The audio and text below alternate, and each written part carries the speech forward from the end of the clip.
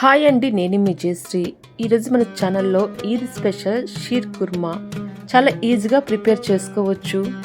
ముందుగా ఈ shear kurma prepare చేసుకోవడానికి మనం ముందు రోజు నైట్ డ్రై ఫ్రూట్స్ నానబెట్టుకోవాలండి. ముందుగా బౌల్ తీసుకొని దీనిలో 3 టేబుల్ స్పూన్స్ జీడిపప్పు, 2 టేబుల్ స్పూన్ బాదం పప్పు, 2 టేబుల్ స్పూన్ పిస్తా పప్పు, 5 ఎండు ఖర్జూరం వేసి వీటన్నిటిని వాటర్తో ఒకసారి శుభ్రంగా క్లీన్ చేసుకొని నీళ్లు పోసి రాత్రంతా నానబెట్టుకోవాలి.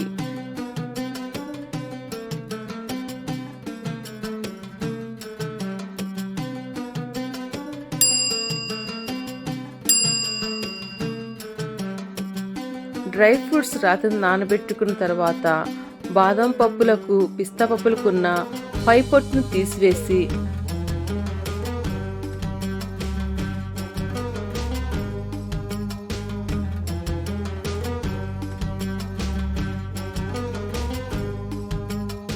పిస్తా బాదంను సన్నగా పొడవుగా కట్ చేసుకోండి.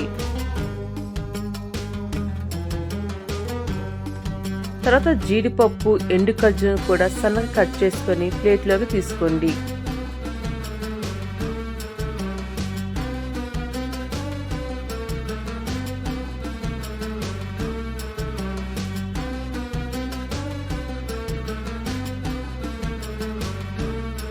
తర్వాత స్టవ్ మీద మందపాటి గిన్నెను పెట్టుకొని దీనిలో 4 టేబుల్ స్పూన్స్ గీని వేసుకొని మనం నానబెట్టుకొని సన్నగా కట్ చేసి పెట్టుకున్న డ్రై ఫ్రూట్స్ మొత్తం వేసుకొని బాగా ఎర్రగా ఫ్రై చేసుకోవాలి.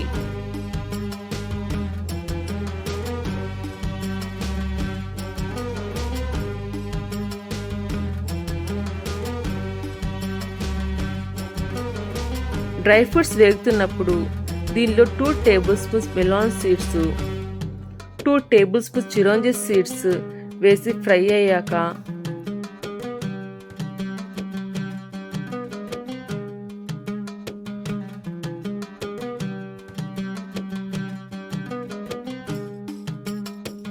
దీనిలో 2 టేబుల్ స్పూన్స్ కిస్మిస్ కూడా వేసి కిస్మిస్ కూడా ఫ్రై అయినాక ప్లేట్లోకి ట్రాన్స్ఫర్ చేయండి.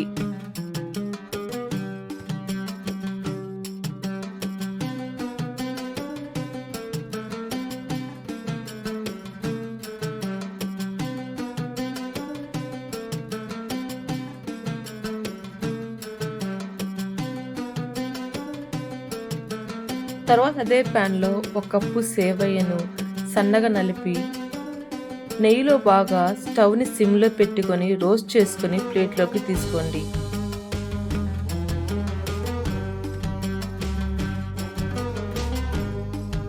తర్వాత అదే ప్యాన్లో 1 లీటర్ పాలను పోసుకొని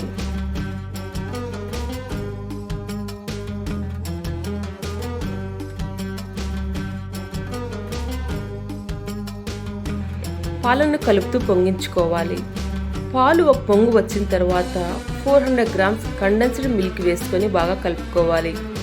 కండెన్స్డ్ మిల్క్ యూజ్ చేయడం వలన మంచి టేస్ట్, క్రీమీ టెక్స్చర్ వస్తుంది.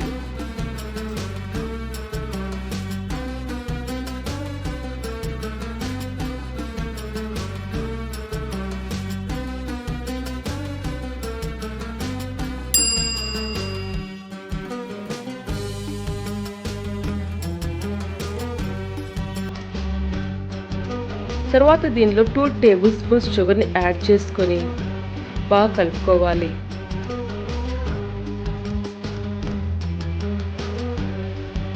కండెన్స్ మిల్క్ వేసుకొని ఒక పొంగు వచ్చినాక వేపుకున్న సేవయ్యని వేసి ఒకసారి బాగా కలుపుకోవాలి.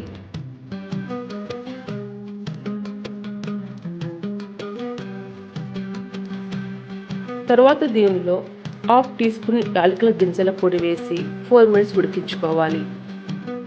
నెక్స్ట్ దీనిలో చిటికెడు కుంకుమ పువ్వు, ఎర్రగా వేయించుకున్న నట్స్ని వేసి బాగా కలిపి 1 నిమిషం పాటు ఉడికించాలి.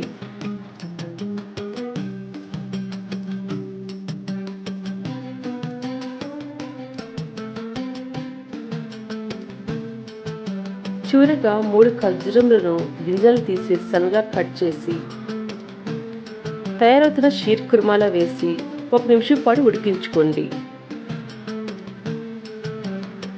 చూడండి, ఎంతో క్రీమీ టెక్స్చర్తో షీర్ కుర్మా రెడీ అయిపోయింది. ఈ టైంలో స్టవ్ ఆఫ్ చేసుకొని సర్వ్ చేసుకోండి.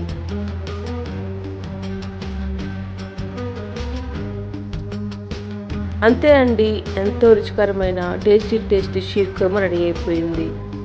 మీకు ఈ రెసిపీ నచ్చినట్లయితే లైక్ చేయండి. మీరు కూడా ట్రై చేసి ఎలా వచ్చిందో కామెంట్స్ రూపంలో నాతో కూడా షేర్ చేసుకోండి. మరొక మంచి రెసిపీతో మళ్ళీ కలుద్దాం. మీ జయశ్రీ.